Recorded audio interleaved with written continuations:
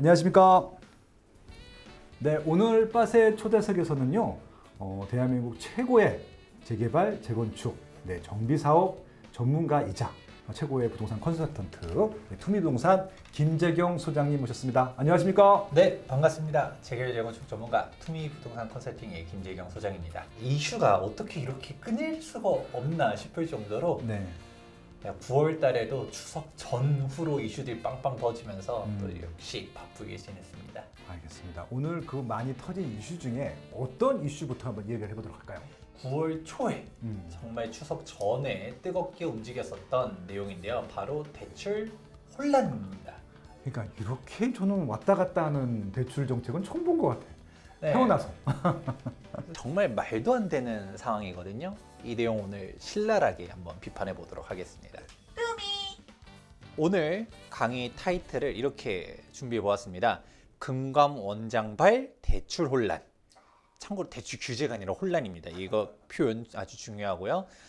이거는 진짜 하는 얘기는 아니긴 하지만 차라리 이럴 거면 규제를 해라 라고 할 정도로 너무 말도 안 되는 상황들이 나타났는데 이 사항 하나씩 짚어보도록 하겠습니다. 조선일보 기사 타이틀을 한번 좀 가져와 보았어요. 워낙 제가 하고 싶은 얘기를 신랄하게 타이틀로 써주셔서 이복현의 입 부동산 시장 최대 리스크로 제 의견을 대변한 것 같은 표현을 써주셨나 할 정도로 이게 뭐 인하하라고 했다가 인상하라 했다가 규제하라 했다가 또 어쨌다고 왔다 갔다 9월달 내내 많이 했던 것 같아요. 네. 근데 솔직히 제가 이복현이라는 이름을 9월달에 처음 외웠어.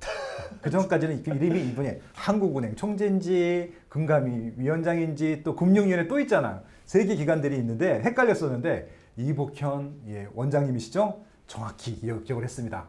만약에 이분이 정치인이면은 성공하신 거예요. 이름을 기억하게 했으니까. 사실 별로 관심이 없었어요. 그쵸. 금감원 우리가 국토부 장관님이야 당연히 기억을 하지만 부동산 사람들이 금감원이 당연히 중요한 곳이긴 하지만 그 기관장님 이름까지 다 외우진 않았었는데 저분은 은행이나 증권회사만 알면 되는 거잖아요. 네. 거기 감독하시는 분이 있기 때문에 정말 부동산 전문가인 저들이 알 필요는 없었죠, 지금까지. 배경 상황 먼저 간단하게 짚어보도록 하자면 지금 금리가 13연속 동결이다라고 하면서 계속적으로 고금리 상황이 지속되고 있었어요. 근데 이제 미국에서 금리 인하도 하다 보니까 이제 한국에서도 기준금리 인하하는 거 아니냐라는 얘기들이 나오고 있지만 여전히 기준금리가 쉽게 낮춰지지는 못할 거다. 아니면 낮춰진다 하더라도 그렇게 빠르게 많이 낮춰지진 않을 거라고 얘기하는 이유 중 하나가 바로 집값과 가계대출 불안을 가장 대표적으로 꼽고 있어요. 금리 낮아지면 당연히 또 집값 올라갈 거 아니냐라고들 생각하다 보니까 매수 심리 자극하지 않겠냐. 가계대출 아직도 많은데 더 높아지는 거 아니냐라고 우려를 하고 있는 것이죠. 도대체 가계부채 문제가 얼마나 심각하냐라고 하면 가계부채 1000조 넘겼다는 얘기를 들은 게 엊그제 같은데 2000조를 향해 가고 있대요. 네, 뭐 한 1900조 됐네요. 네, 그렇다 보니까 너무 심각한 거 아니냐라는 말들을 하고 있고요. 그와 별개로 은행은 역대 최대 이자 이익을 기록하고 있다라고 합니다. 은행 이자 수익 역대 최대치 찍냐? 더 커지는 예대 마진 이러고 있는 거죠. 네네.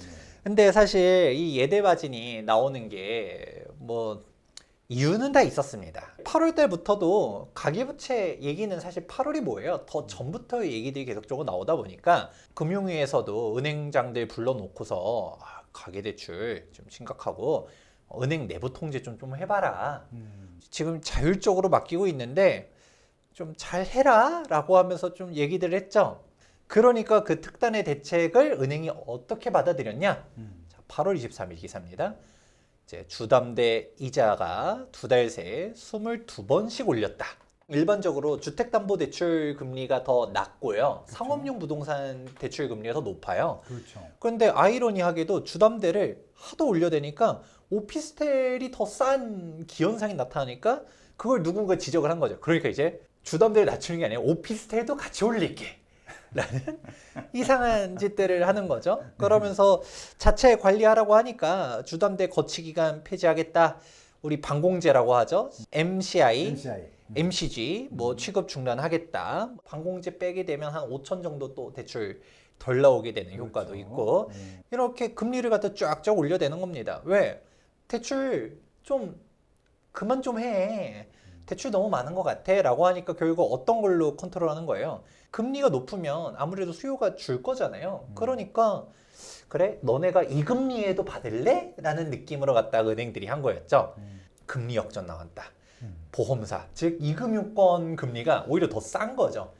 1금융권 금리가 당연히 더 낮아야 되는데 1금융권이 원래 낮아져야 되지만 그냥 좀 올려버린 거죠. 네. 2금융권은 사실 규제가 없었잖아요. 그러니까 가만히 있다 보니까 오히려 2금융권이 더 싸네 라는 기현상까지 나타나고 있는 상황이 나오고 있었고요. 즉 예대 마진이 역대급으로 늘어나고 있는 것이죠. 그러니까 이제 금감원장이 불편한 겁니다. 잘하라고 얘기했더니 지금 손쉬운 선택으로 갔다가 금리 인상을 했다. 아니 가계대출 컨트롤 했더니 너네들이 그냥 금리만 올려? 라고 하면서 막 뭐라 한 거죠. 네. 사실 아마 이 말의 취지는 네. 맨 처음에 이거 예대마진 포크다 뭐다 하면 어떤 얘기겠어요? 수신과 여신이잖아요. 그렇죠. 사실 수신금리는 다 떨어져 있는데 지금 금리 인하한다라고 하지 하면서 지금 코픽스 금리니 뭐니 쭉쭉 내려가 있는데 대출 금리도 낮아져야 되는 게 정상이거든요. 근데 규제를 하라고 하니까 저금리인데 사람들 대출 받는 거 막을 수는 없잖아요. 그러니까 대출 금리를 높였고 그럼 이제 예대 마진 폭이 역대급으로 커졌는데 수신 금리를 좀 높여줘라고 하고 싶지만 은행이 그 짓은 안 하고 있죠. 아, 왜냐면 적금이랑 예금을 갖다가 네. 자기가 비싸게 받아줘봤자 어쨌든 기준금리 떨어지면 이거 다 그렇죠. 짐인데 음. 근데 이제 금리 올린다라고 비판을 해요. 그러니까 이제 은행이 할 수 있는 선택지가 뭐가 남죠? 그럼 대출 그냥 해주지 말란 건가? 그렇죠. 대출 줄이는 거지 뭐. 그렇죠. 그러니까 이제 대출이 혼란스럽게 되는 겁니다. 아니 금리 인상을 통해서 규제를 하지 말래. 그러면 뭐야 대출 받겠다고 사람들은 줄은 섰어. 그럼 그냥 대출을 아예 다 창구를 막아버리는 거야? 알아서 자체적으로 해보라해. 그러니까 각자 아이디어들이 나온 거죠. 신한에서는 전세자금 대출 중단하고 국민에서는 주담대를 제한하고 은행권 각자 생각하는 방법대로 규제들을 하기 시작합니다. 실수요자들이 피해를 받아요 라는 얘기들을 하는 거죠. 그러니까 우리 금감원장님께서 아 이건 내가 주문한 게 아니었다. 은행이 나의 아주 뜻깊은 바를 이해를 못하고 실수요자들한테 피해가 가게끔 한다라고 하니까 실수요자들 제약업계 가계대출 세심히 관리하래. 그렇다고 가계대출 관리하지 말란 건 또 아니야. 실수요자는 피해 없게 하지만 가계대출은 잘이라고 얘기합니다. 그러니까 이제 얘기 나온 거죠. 실수요자는 보호하는데 가계대출은 기자님이 미션 임파서블 아니냐. 야. 서로 양립할 수가 없는 건 거죠. 금리 인상으로 갖다가 컨트롤하지 말래. 그러니까 일단 조건들을 걸면서 대출들을 제한하는 거예요. 다주택자 대출 금지를 하는 데도 있고 전세자금 대출도 조건부 전세자금 대출은 또 막는 데들도 있고 뭐 일시적 2주택도 그냥 종전주택 아예 처분하고 잔금까지 치고서 와라 라고 하는 은행도 있고 그냥 엉망진창인 겁니다. 그런 식으로 각자 하다 보는데 실수요자를 또 보호하래. 뭐 어느 장단에 맞춰야 되느냐라는 얘기가 나온 것인데 이런 비판들이 계속적으로 나오다 보니까 사과를 했죠. 이제 9월 10일자로 갔다가 추석 전에 사과를 했습니다. 이제 가계대출 은행에서 이제 자율성을 강화하도록 하겠다. 너무 관치금융 얘기들 나오니까 내가 더 이상 뭐라 안 할게라고 하지만 그렇다고 해서 가계부채 관리는 조금 중요하다라는 거죠. 실수요자들한테 부담을 줘서는 안 된다라고 하지만 또 그렇다고 해도 가계부채 그냥 은행 알아서 해라라고 하는 것도 아니거든요. 그러니까 지금도 추석 지났잖아요. 오늘도 바로 그 대출 전문가분 통해가지고 한번 확인해봤는데 여전히 바뀐 게 없다라고 합니다. 안 되는 데는 여전히 안 되고요. 되는 데는 여전히 되는 거고 느낌이 딱 뭔가 요즘 신조어 중에서 알잘 딱깔센이라고 있잖아요. 맞아요. 알아서 잘 딱 깔끔하고 센스 있게 하라라는 거죠. 금감원장님이 뜻깊은 뜻은 아우 금리 인상으로 갔다가 너네 쉽게 가지도 말고 근데 가계부채는 좀 제한을 해야 되겠고 좀 내가 욕 안 먹게 알아서 잘 하면 얼마나 좋아 라고 생각을 하는데 솔직히 그게 어렵잖아요. 사과는 했지만 그렇다고 해서 자기 말을 초래한 것도 아니에요. 가계부채는 계속적으로 컨트롤해야 돼 라고 생각하다 보니까 이게 문제가 생기는 건데, 사실 집값과 관련이 있기는 해요. 집값이 너무 미쳐 올라가고 있잖아요. 막 똘똘한 집 하면서 너무나도 올라가고 있는 거예요. 원래 전통적으로 7, 8월은 휴가철이고 비수기잖아요. 그리고 또 이번 8월은 왜 이렇게 더웠어? 네. 집에 나가기 싫었어요. 그러면서 막 신고가 막 갱신하고 이러고 있는데, 맞아요. 본격적으로 추석 이후로 가을이 사철이 도래하게 되면 더 올라갈 거다라는 말들이 나오다 보니까 맞아요. 무서운 거죠. 그래서 그 전에 이 정도로 막 심리가 높을 때마다 대책들이 한 번씩 발표가 되었었거든요. 그러네. 그러면 또 대책이 나올 것이냐라고 하기에는 지금 현 정부이 그렇다고 해서 규제를 하는 분위기는 또 아니고, 그렇다고 해서 규제 대책을 발표하자니 서울 수도권의 막 주요 아파트들이 불타 올라가는 거지, 지방은 여전히 힘든 데들 많잖아요. 미분양은 계속 쌓이고 있습니다. 네. 그러니까 PF도 심각하고 대놓고 대책으로 나오기도 애매한 거예요. 네. 그러면서 금리 인하 시기는 도래하고 있고, 그렇다 보니까 야, 알아서 가계대출 좀 잘 관리해 라고 언지를 한 것이고, 사실 그게 먹히는 줄 알았었어요. 당장 9월 초만 하더라도 이거 가계대출 문제로 갔다가 다 도배가 되면서 위축되는 거 아니냐라는 말들이 있었었잖아요. 근데 결과론적으로는 크게 두 가지 문제가 있습니다. 일단은 저는 이런 금감원장의 이슈 자체가 사실 일단은 일어나서는 안 된다라고 보고 있고요. 네. 가장 대표적으로 큰 두 가지 포인트 중 하나가, 우선은 이건 대책이 아니다 보니까 네. 뭐 명분도 실리도 없는 애매모호한 상황이 나온 거예요. 네. 대출 혼란이라고 표현한 것 중 하나가 대출 규제가 아니에요. 음. 오히려 규제였었으면 차라리 의지라도 알 수도 있는 거고, 네. 아 그렇구나, 이런 집값이 너무 올라가는 상황 속에서 이런 규제를 하는구나라고 받아들이기라도 하는데, 이도 아니고 저도 아니고 차라리 규제를 해라 라고 했잖아요. 한번 과거를 조금 복기를 해볼 필요가 있는데, 일단은 네. 현재부터 다시 한번 짚어보도록 하자면, 네. 기사에서 막 은행 난수표 대출이라는 표현이 있어요. 난수표요. 어디는 되고 어디는 뭐가 안 되고, 어디는 A은행은 뭔 되는데 B은행은 이게 되고, 근데 B은행은 이게 안 되지만 A은행은 또 되고, C는 다 되고, 뭐 이게 왔다 갔다 해요. 은행 자체적인 대출이잖아요. 차라리 정부의 대출 규제였었어요. 그러면 예를 들어 극단적으로 문재인 전 대통령 정권 시절에는 어떤 규제도 있었냐면, 일시적 2주택이 여러분 세법 기억할 때 1년 내에 처분하고 1년 내에 전입해라 라는 규정도 기억하실 거예요. 그렇죠. 근데 그거는 양도세 기준이었는데, 대출은 더 이상한 게 있었었죠. 6개월 내에 팔고 그렇죠. 6개월에 입주해라. 아니 세금은 1년인데 왜 대출은 6개월이야? 그냥 정부가 그렇게 시킨 거예요. 부서가 달라서 그래. 네. 주간 부서가. 그냥 원칙도 없고 통일도 안 돼 있고, 막 나중에 해제할 때도 양도세는 풀었는데 취득세는 안 풀렸다든가, 취득세도 풀렸는데 대출이 안 풀린다든가, 그냥 제각각이었었는데, 각 부서에서 놀고 있었던 네. 거죠, 그냥 알아서. 그런데 적어도 정부가 그렇게 대출 규제를 했으면 네. 은행들이 다 따랐죠. 그게 옳고 그르고를 떠나서 일단은 그렇게 다 통일되게 따랐는데, 그렇죠. 저희가 제일 어이없었던 게, 일시적 2주택 대출을 하려고 했더니 일시적 2주택이 이제 안 된대요. A주택 잔금까지 다 치고서 B주택 대출 실행해 주겠대. 아니 그럼 뭐야, 일시적 대출 세법 쪽에서 되는데요? 아니 그거는 세법 얘기고요. 우리 은행 규제는 이렇습니다. 너가 어쩔 거야? 싫으면 딴 데 가세요. 왜냐면 대출을 늘리지 말라고 하니까 자체적으로 이런 방안 저런 방안 그냥 각자 알아서 하는 거거든요. 이런 말도 안 되는 것도 나오지만 여전히 모 은행은 3주택자도 대출을 해줍니다. 그렇죠. 또 그게 되는 데가 또 있어. 뭐 조건부 대출이 안 되는 데들도 있다 하지만 되는 데도 있고. 되는 데도 있죠. 예. 그러니까 이게 아예 안 되면 이제부터 갭 투자는 끝났다. 전세자금 대출을 받아야 되는 세입자들은 갭 투자하는 사람 거는 찾으면 안 되고, 뭐 예를 들어서 아예 그 전에 이미 소유권을 취득한 사람 거고, 담보대출이 있는지 없는지도 한번 체크해보고, 대환대출 안 되고 뭐 이렇게 인지하고 가야 된다라고 하면 그렇게 인식이라도 하겠는데, 또 어디는 또 돼. 그러니까 이게 뭐지가 되는 거고요. 맞아요. 더 웃긴 거는 네. 메이저 은행들은 아무래도 금감원 눈치를 더 많이 보니까 그럼요. 네. 5대 은행들은 대부분 규제들을 각자 이것저것 많이들 내놓습니다. 네. 그런데 다른 은행들은 아직 안 하는 데들도 있잖아요. 지방은행들. 특히 지방은행들. 어. 그런데 그런 곳들조차도 예전에는 지방은행 잘 안 갔잖아요. 네. 그러니까 특판금리 내놓고 이래야지 갔었는데 네.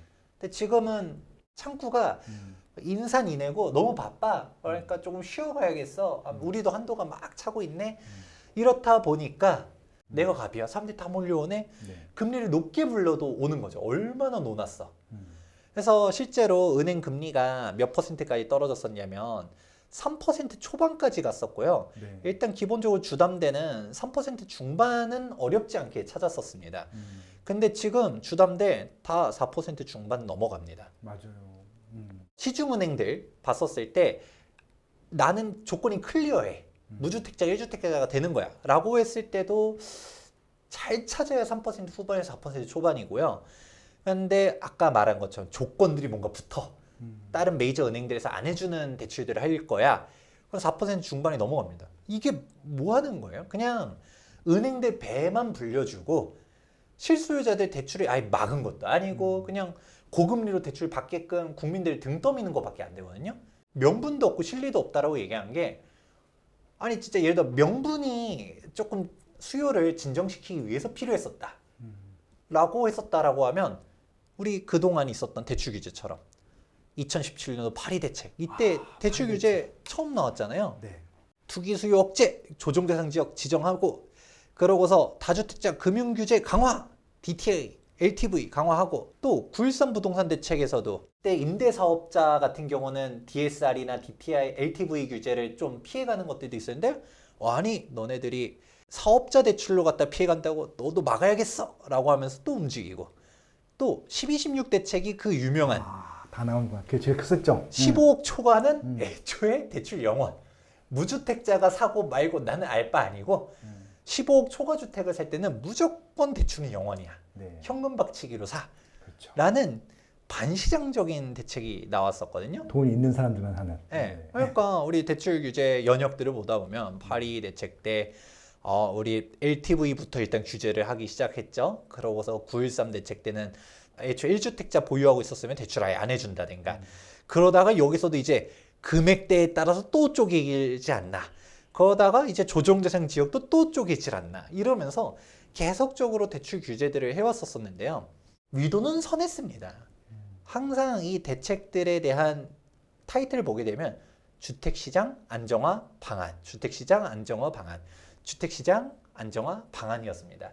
안정화는 못했지만 안정화하려고 한 건데 저는 항상 말씀드리는 것 중 하나가 수요 억제 정책은 이게 양극화만 불러온다라고 하거든요. 부작용이 초래를 해요. 일시적으로는 단기적인 눌림은 있을 수 있겠지만 결국은 튀어 올라가고 다시 튀어 올라간다 하더라도 결국은 이게 주택수로 이게 세금 규제도 있었고 그리고 대출 규제도 있었고 여러 가지가 종합적으로 있었는데 그러니까 항상 얘기하는 게 뭘까요? 다주택자 규제를 하네? 그럼 똘똘한 한 채를 만들어야겠다. 이번 대책도 어떻게 따지면 똑같아요. 일시적으로 눌림목이 있을 수는 있어요. 근데 은행도 사실 대출을 아예 막아라. 은행 영업하지 마가 아니잖아요. 가계부채 컨트롤을 해. 근데 너네들 알잘 딱갈센 알아서 잘 이렇게 얘기를 했는데 금리로 통제하지 말래. 라고 하니까 결국 가장 쉬운 게 뭐예요? 다주택자 대출을 시키지 말란 건가? 라고 하다 보면 내가 종전에 A주택 가지고 있었는데 B를 사고 싶었어요. 근데 A가 있다고 B 대출이 안 돼요. 그럼 A 팔고 B를 살 거 아니에요? 솔직히 B를 살까요? A까지 판 돈 다 합쳐가지고 C를 갈 수도 있겠죠. 그런 식으로 가다 보니까 이게 양극화를 결국은 불러올 것이다 라고 봤었고 이러한 다주택자 규제, 아까 말했었던 수많은 주택 안정화 대책 결과 문재인 정권 5년 동안 어떻게 됐나요? 서울 집값 폭등 50%대, 60%대 이런 식으로 영등포는 70%도 올라가는 등 어마어마하게 상승을 했었죠. 노원구가 제일 많이 올랐네. 그렇죠. 야. 서울만 올랐나요? 수도권 고르게 모두 다 그렇네요. 같이 많이 올려주는 상황이 나왔는데 부자로 만들어줬네. 뭐. 그렇죠. 아주 행복합니다. 이제 지방에서는 좀 상대적 박탈감들이 크긴 했었지만 근데 이렇게 올랐어도 경기도민들도 상대적 박탈감은 컸어요. 서울과 수도권 간의 격차도 계속적으로 벌어지고 하다 보니까 네. 지금도 똑같죠. 50억, 55억, 60억 계속적으로 반포 국평 33평형의 천장이 뚫리고 있다라고 하는데 사실 냉정하게 생각해 보면 이게 대출 규제한다고 이 60억 거래가 60억이 안 되고 그랬을까요? 이 60억 사는 사람은 대출을 막 무슨 몇십억씩 받고 샀을까요? 수요 억제한다라고 하면서 일시적인 심리 위축은 있을 수는 있어도 네. 대출 규제 해봤자 그럼 똘똘한 채로 가게 되면 이게 나중에 이거 65억 실거래가 뜨고 그런 거 아닌가? 라는 생각도 들죠. 왜냐? 이번에 얘기 나온 거래가 9층이라잖아요. 네. 물론 한강이 보이는 9층이라고 하지만 그 한강이 보이는 더 고층은 그 얼마란 거야? 라는 생각이 드는 것도 사실입니다. 네. 풀팩님 자료 제가 인용해서 가져왔는데 그렇구나. 딱 간단하게 우리 DSR이 문제가 많잖아요. 근데 DSR은 본인 연봉 곱하기 7을 하면 간단하게 나온다라고 해요. 내가 연봉이 1억이다. 그러면 약 7억 정도 나오는 거고요. 근데 여기서 스트레스 DSR이 도입되면 더 준다 뭐다 얘기하잖아요. 그렇죠. 이제 2단계, 3단계 하면. 네, 그러면 이게 얼마 주냐? 한 3천에서 5천 정도 더 빠진대요. 그럼 내가 한 7억 나올 게 6억 5천 나왔어요. 5천만 원 덜 넣었다라고 해가지고 내가 60억짜리 집을 살려다가 못 사고 그럴까요? 아, 내가 아리팍이나 뭐 레미안 원펜타스, 레미안 원베일리 살려고 했는데 취득세가 이 대출 받아서 내려고 했다가 대출이 안 나와서 취득세를 못 치겠네. 사지 말아야겠다. 이럴까요?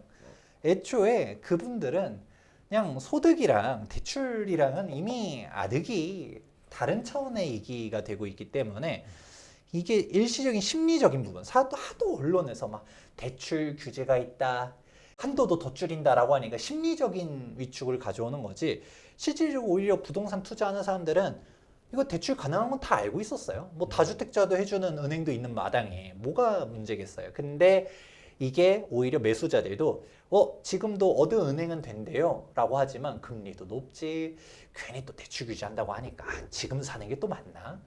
잠깐 숨고르기 하면서 기다렸다가 사야 되나? 라고 생각을 좀 해보면서 이제 9월 초에는 좀 주춤주춤하는 모양새들이 있었습니다. 아까 제가 첫 번째 문제는 차라리 그러면 규제를 해라 라는 얘기를 했잖아요. 그러면 이게 옳고 그르고를 떠나서도 일률적으로 다 적용이 되는데 이거는 이도저도 아닌 거고 사실 명분도 없는 게 24년도 6월달 기사입니다. 정작 본인은 주담대 갈아탔대요. 그렇죠. 본인은 갈아탔으니까 이제 6월 달부터는 규제해 이렇게 나온 겁니까 그럼? 뭐 그때 이제 3% 초반도 금리 있었거든요. 본인은 갈아타 놓고 이제 나는 상관없으니까 갑자기 가계부채가 문제인 것 같아 라는 생각을 한 건가? 가계부채가 진짜 문제라고 생각하면 종전 대출들에 대해서 금리를 좀 인하하라고. 왜냐면 예대 마진이 역대 최고라고 하잖아요. 그러면 수신금리를 좀 높여주든가. 근데 그걸 못한다라고 하면 대출금리를 좀 낮춰주든가 라고 해야 되는데 아무런 영향도 없이 사람들만 혼란스럽게 만든 정책이 나왔는데 그래도 지금 가만히 있었으면 이게 하늘 높은 줄 모르고서 쫙 올라갈 수 있었을 텐데 이 심리를 갖다가 좀 주춤시키게 만든 효과라도 있는 거 아니에요? 라고 말을 할 수도 있거든요. 근데 그것도 9월 초만 해도 성공일 수도 있긴 했었어요. 숨고르기 하는 거 아니냐? 서울집값 이랬었는데 그게 바로 9월 7일자로 부동산원 지표 보니까 상승폭이 참고로 이거 감소 아닙니다. 상승폭이 축소됐다라고 하면서 기사가 나온 건데 이게 9월 7일 기사죠? 바로 9월 19일 기사.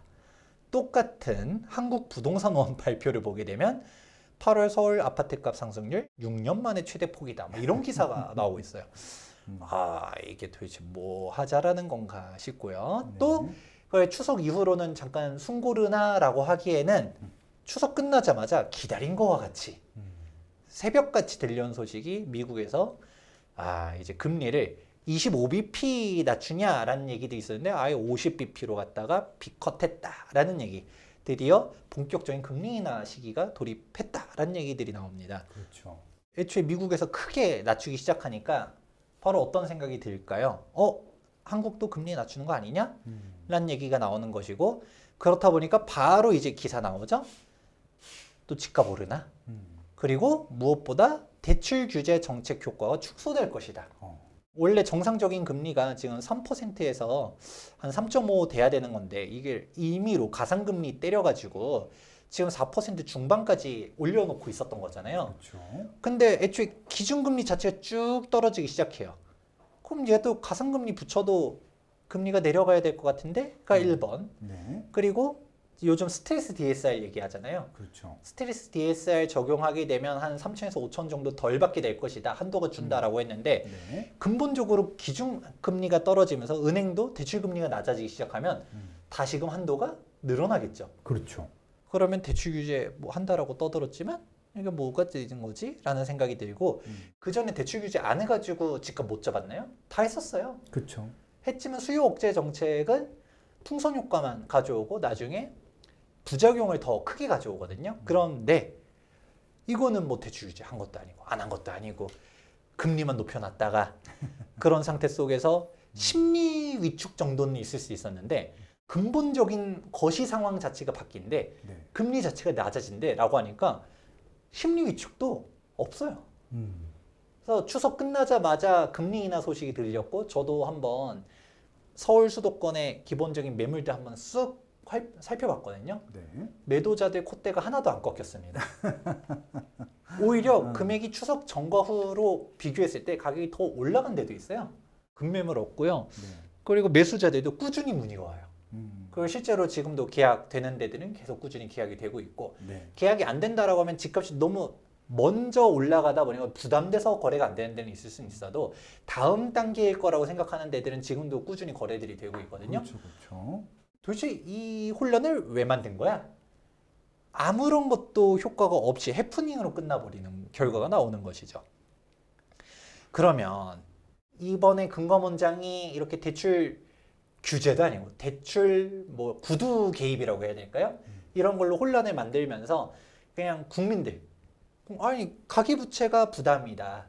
그리고 사람들이 가처분 소득이 떨어져가지고 문제인 것 같다라고 하면 대출 금리를 좀 낮춰줘야 되는 텐데 자꾸 이상한 짓들만 하고 있는데 그러면서 또 얘기 나오는 것 중 하나가 저는 이번에 좀 놀라웠던 것 중에서 아니, 은행이 규제 자체 규제지 정부의 공식 입장은 아니긴 하지만 전세자금 대출 규제하는 게 제일 충격적이었었어요. 전세자금 대출을 왜 규제해야 하는 거지? 그걸 꼭 해야 되는 건가? 라는 생각들을 하거든요. 그리고 많은 부동산 전문가들 중에서 전세자금 대출이 문제라고 얘기하시는 분들이 있잖아요. 네, 보통 하락 주장하시는 분들이 그렇죠. 네. 전세자금 대출을 왜 만들어가지고 전세를 뻥튀기 시켜가지고 그렇죠. 그게 지지하고 있다고 가격대를. 그러니까 매매가 더 올라갈 수밖에 없게 만들었다라고 하는데 어느 정도 일리가 있다라고 가정해 볼게요. 그러면 전세자금 대출을 그럼 없애야 되느냐? 네. 그러니까 일단 첫 번째, 두 번째 극단론자들은 전세 제도를 없애야 된다. 그렇죠. 라고 말하는 사람들도 있어요. 이번에 빌라 전세 사기 터지고 뭐 이런 거 보면서 그렇죠. 전세를 없애야 된다. 라고 하는데 대한민국 말고는 전세라는 제도가 없어요. 외국인들이 한국 와서 깜짝 놀랐대요. 아니 돈을 맡겨놨더니 나중에 내가 2년 살고서 돈 돌려줘요? 네. 너무 좋은 거 아니에요? 대한민국 진정한 복지국가, 살기 좋은 나라, 살기 좋은 나라. 주거비 최저 나라, 네. 최저 주거비 나라. 예.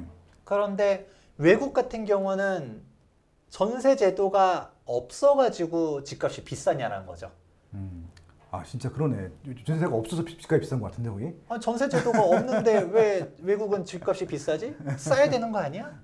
분명 그런 건 있죠. 갭 투자 수요라든가 그러니까 네. 정상적인 투자기보다도 약간 본인 자본 대비해서 무리하게 네. 들어간 사람들이 있겠죠. 네. 그런 사람들에 대한 수요들이 규제가 되게 되면 아무래도 지금 현재 매매 금액이 충격을 받을 수 있을 텐데 그 충격 받은 다음에 그게 다 진정이 됐어요.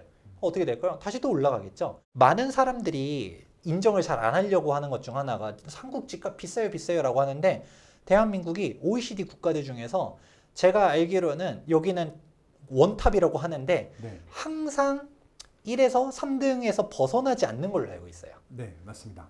주거비가 너무 싸. 왜 쌀까요? 저는 전세 덕분이라고 생각하거든요. 맞습니다. 왜냐면 월세랑 이제 전세가 항상 경쟁을 하잖아요. 네. 이 월세랑 전세가 경쟁을 하다 보니까 오히려 아파트 매매 금액 대비 월세는 대단히 저렴해요. 아파트 매매 금액 막 20억인데 월세는 300만 원이에요. 수익률로 따지면 사실 답이 안 나오거든요.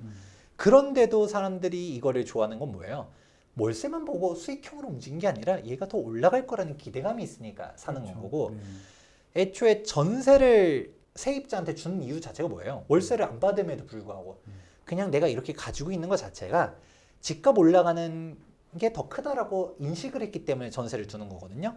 근데 이게 투자자들한테도 그렇게 움직이는 거지만 임차인들 입장에서도 이런 균형점 덕분에 주거비가 낮다라는 걸 생각해 보셔야 되는 거예요. 왜냐하면 전세가 없으면 무조건 월세가 강제될 수밖에 없어요. 그렇죠. 근데 전세가 있다 보니까 내가 월세를 300씩 내는 것보다 예를 들어 전세가 10억이라고 해봅시다. 그러면 10억 내가 목돈이 있어. 전세 들어가는 게 훨씬 더 난데? 라고 하는 건 거죠. 그럼 내가 주거비 세이브할 수 있는 거잖아요.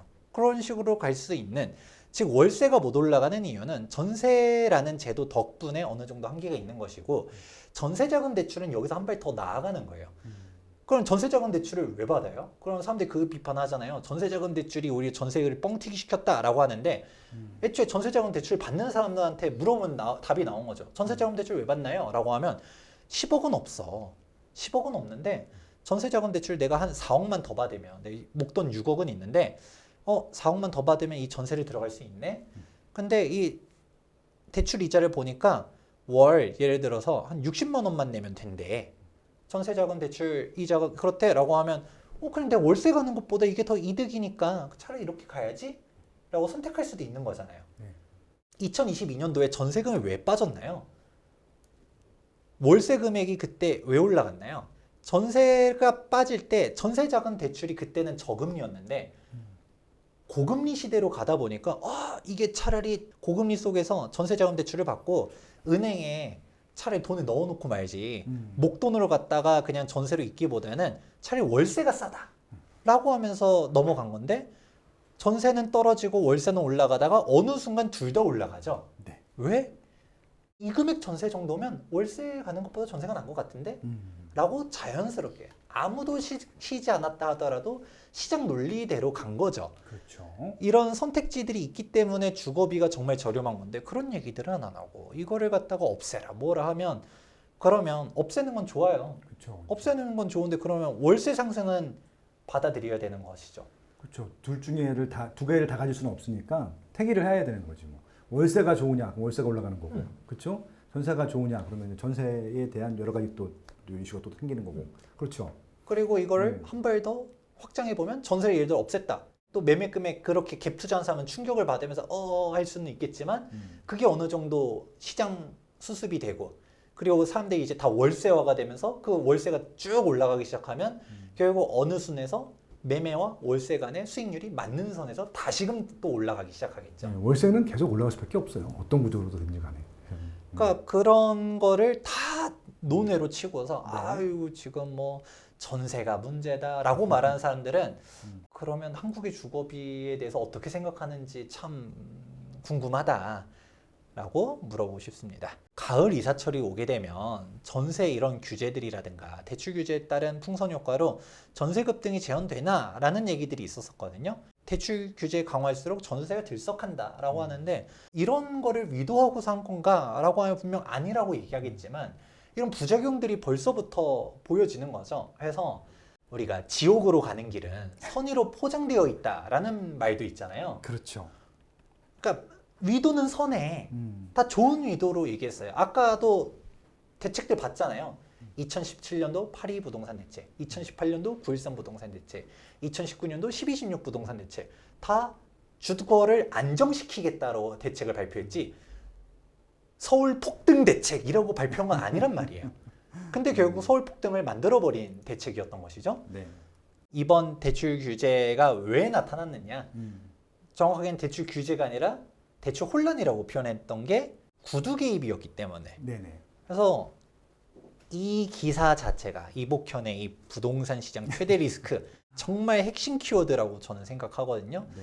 근데 이런 것들을 전혀 모르고 있으신 분들이 태반이에요. 왜냐면 저와 빠숑님 같은 경우는 계속적으로 부동산 시장도 보고 또 여기 채널에는 대출 전문가분도 나와서 얘기를 해주시고 풀팬님, 레오님 다 나오셨죠. 네. 그렇게 얘기를 하다 보니까 여전히 대출이 가능한 곳도 있고 이런 정보들을 투자자들은 알지만 그냥 뉴스 기사로만 접하는 일반인들은 대출 이제 다 막혔대. 막혔다. 그렇죠. 이제 답답한 거죠. 대출을 못 받는데 음. 그러면 집값이 빠지겠구나. 그냥 막연하게 이렇게 생각하시는 분들이 있었거든요. 네. 차라리 그냥 대출 금리 낮춰주는 게 가계부채 안정을 하는데 도움이 되지 않을까라는 생각도 좀 들고요. 네. 대책으로 차라리 내놓아라 라고 하고 싶어요. 이런 말도 안 되는 비규제 아닌 규제 같은 뭐 그런 대책으로 갖다가 나오지 말고 전 스트레스 DSR 같은 규제는 그래도 좀 정책적으로 할 수 있는 판단이라고 저는 생각을 합니다. 본인 소득도 안 되는데 대출 무리해서 받지 말아라. 네. 미국에서도 서브프라임 모기지 사태가 터진 이유가 뭐예요? 결국 소득도 안 되는데 무리해서 연끌 투자하고 이러다 보니까 문제 생긴 거네. 네. 우량차주들만 대출을 해줘라고 하면 그렇죠. 문제가 없는 것이죠. 음. 원베일리 60억 매수한 사람의 네. 대출은 과연 얼마일까요? 현금이 많았을 가능성이 매우 높죠. 네. 그러면 그 사람이 연끌 투자를 한 건가요? 일단 나중에 등기부도 뭐 한번 나오면 네. 등기 치면 한번 저희가 띄워봐야겠어. 대출 등기 근저당이 얼마인지. 그렇죠. 궁금해. 오히려 빵원일 가능성이 높지. 근저당이 없을 수도 있어. 없어요. 예. 왜냐면 대부분 강남권은 없잖아요. 네. 앞으로 현대 아파트는 아예 빵원이거든 대부분 다. 예. 이거를 좀 제대로 판단을 못 하시는 분들도 많은 것 같아서 오늘 이렇게 또 정리를 해보았습니다. 일단 뭐, 야, 역시 또 그냥 부동산 시장은 부동산 시장이 알아서 하게 좀 냅두시면 좋을 것 같아요. 그냥 은행이나 잘하셔라. 그럼 저 증권회사나 잘하셔라. 그런 말씀을 좀 드리고 싶다는 말씀만 드려요. 그러니까 아무튼 뭐 이제 금융위원회 위원장이 또 있긴 하겠지만 금투세나 하나 사십시오. 그러니까 금투세. 이쪽에 괜히 그냥 어차피 이분들이 뭐 대출 가지고 그러니까 제가 답답했던 게 뭐냐면 아까 자료 중에 이게 결과거든요. 이게 뭐냐면은요. 문재인 정부에서 그렇게 규제를 했는데 제일 많이 오른 적이 어디예요? 노원구에 집세가 싼 지역들. 근데 저게 그대로 다 빠졌거든요. 이번 정부 들어 2020년대. 그러니까 제일 어떻게 보면 피해도 받고 지금 이 금융 규제, 세금 규제하게 되면은 특히 금융 규제하게 되면은 제일 피해 볼 때가 저기예요. 도봉구, 노원구 저쪽이에요. 예, 그러니까 저는 이게 아까 말씀하신 대로 원베일리 60억 거래된 거는 대출과 아무 상관없어. 금리가 뭐 올라가든 내려가든 대출을 줄이든 내리든 아무 상관없는 입지입니다. 그러니까 결국은 상관이 없는 입지들을 규제하려고 지금 규제를 하고 있는데 유독 피해 보는 것은 금리 조금이라도 올라가면은 대출 안 받으려고 하는 사람들. 그다음에 대출 안 나오게 되면 집 못 사는 사람들이 제일 많이 있는 지역이 어디예요? 노도강 금강구거든요. 노원구가 대표적인 지역이잖아요. 그래서 결국은 노원구에 있는 사람들만 괴롭히고 있다. 그 한 말씀만 딱 보태고 싶었어요. 저는. 9월에 너무 핫한 이슈 우리 첫 번째 대출 규제 안으로 가져와 보았고요. 네. 2부에서는 이미 언뜻 나왔습니다. 어떤 건가요? 9월의 대표적인 빅 이벤트 네. 바로 미국의 금리 인하 소식을 야. 가지고서 한번 네. 찾아와 보도록 하겠습니다. 미국 금리 인하 가지고 부동산 시장 어떤 영향을 받을지 한번 또 김재훈 선생님과 속 시원하게 또 이야기를 나누도록 하겠습니다. 예, 여기까지 하겠습니다. 감사합니다.